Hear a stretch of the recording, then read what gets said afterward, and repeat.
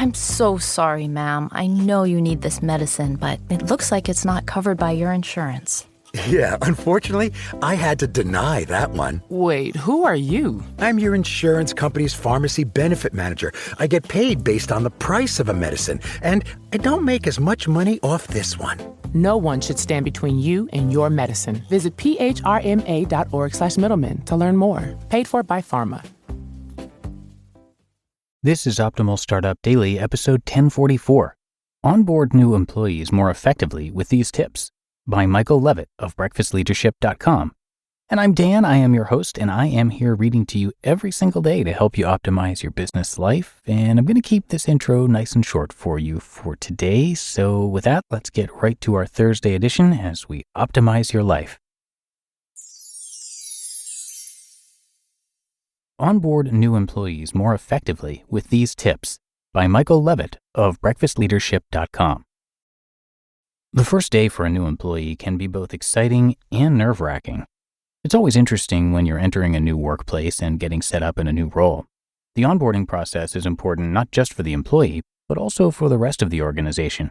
If you don't get them off to a good start, it could spell bad news for the rest of their time with the company. Fortunately, there are plenty of steps you can take to ensure an effective and efficient onboarding process that benefits everyone. By streamlining your onboarding of new employees, you can make sure that they're happy and that their managers and coworkers are too.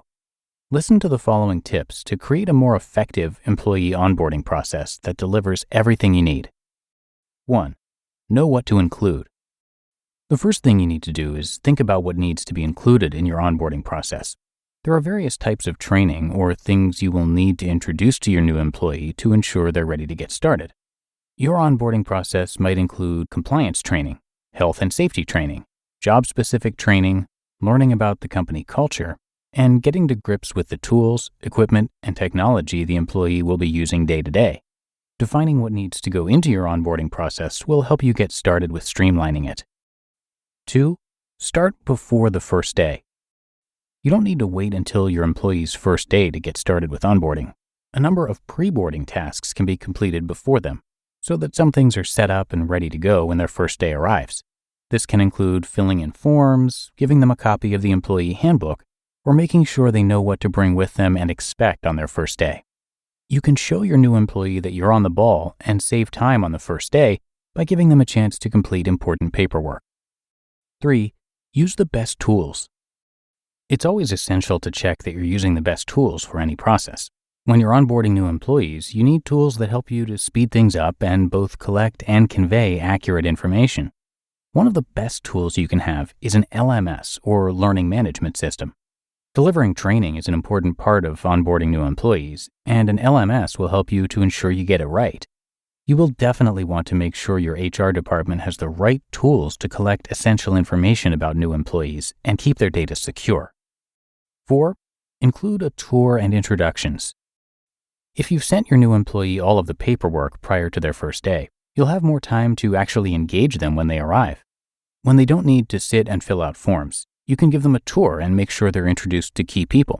Before they start, check that you have appointed someone to show them around and answer their questions. It's a good idea to arrange a meeting with their manager so they have a chance to get to know them and discuss any important concerns. 5. Get them set up. Getting a new employee set up at their workspace is one of the most important things you will need to do. There might not be a lot of time for them to get work done on their first day, but they will need to get comfortable and start getting familiar with the systems and tools they will be using. Making sure they can set up their computer, log in, and operate the key tools involved in their day-to-day work will help them to start settling in properly. Some people may need some assistance, while others can be happy to work it out for themselves. And 6. Schedule a follow-up. Employee onboarding doesn't end on the first day. It's also necessary to follow up with your new employee to check that they're settling in. Scheduling a follow-up gives you the chance to ask how they're getting on and iron out any issues. Set up a meeting with their manager after the first week or so to give them an opportunity to ask questions, clarify anything they need help with, and discuss how they're liking the role so far. Make your onboarding process more effective by incorporating these tips into how you do things. Better onboarding helps to create a better employee experience. You just listened to the post titled, Onboard new employees more effectively with these tips by Michael Levitt of breakfastleadership.com. I'm so sorry, ma'am. I know you need this medicine, but it looks like it's not covered by your insurance. Yeah, unfortunately, I had to deny that one. Wait, who are you? I'm your insurance company's pharmacy benefit manager. I get paid based on the price of a medicine, and I don't make as much money off this one. No one should stand between you and your medicine. Visit phrma.org/middleman to learn more. Paid for by Pharma. We made USAA Insurance to help you save. Take advantage of discounts when you cover your home and your ride. Discover how we're helping members save at usaa.com/bundle. Restrictions apply. And big thanks to Michael. Michael Levitt is the founder and chief burnout officer of the Breakfast Leadership Network. That's a San Diego and Toronto-based burnout media firm. He is a certified NLP and CBT therapist. NLP is neuro-linguistic programming, and CBT is cognitive behavioral therapy. And Michael is one of the world's leading authorities in burnout recovery and prevention.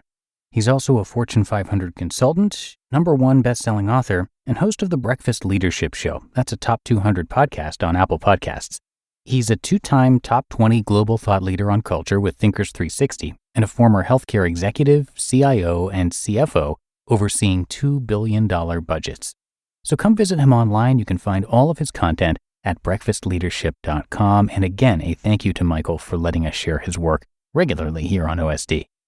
But that's it for another edition of Optimal Startup Daily. Hope you're having a great week so far and that you'll join me again tomorrow, where your optimal life awaits.